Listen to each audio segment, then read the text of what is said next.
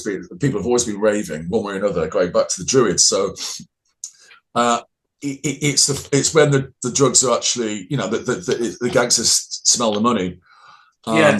and and it was too open in Hacienda for a while. I remember saying to Rob Gretton, this can't go on. People are openly selling in the club. So that kind of got kiboshed a bit, but it's still, they're already in there by then, So, yeah. You wouldn't notice it when it's a really, really busy night.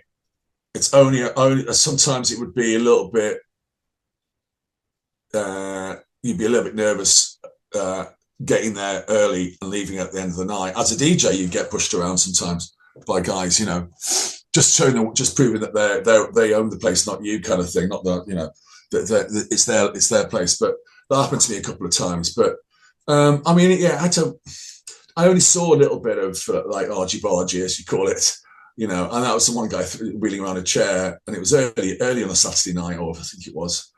But generally, it was, I missed most of the worst by not playing from 91 onwards. I missed most of it. I think it was. I'd heard stories of guns going off and stuff, but I wasn't involved. I mean, I'd go down there still, but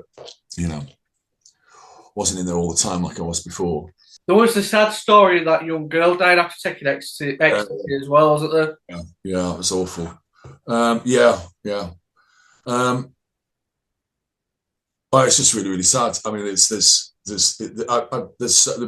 I've not been witness, but I'm aware of so many deaths around the time. And often it was poor.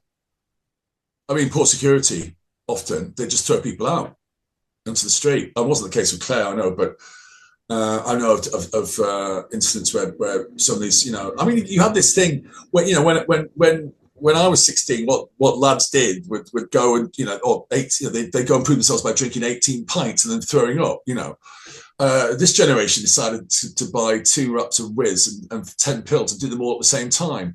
And, I know that's on one occasion that ended up in a death. And that was, but the Don just threw the guy out onto the street and it was blue, so he died in the street.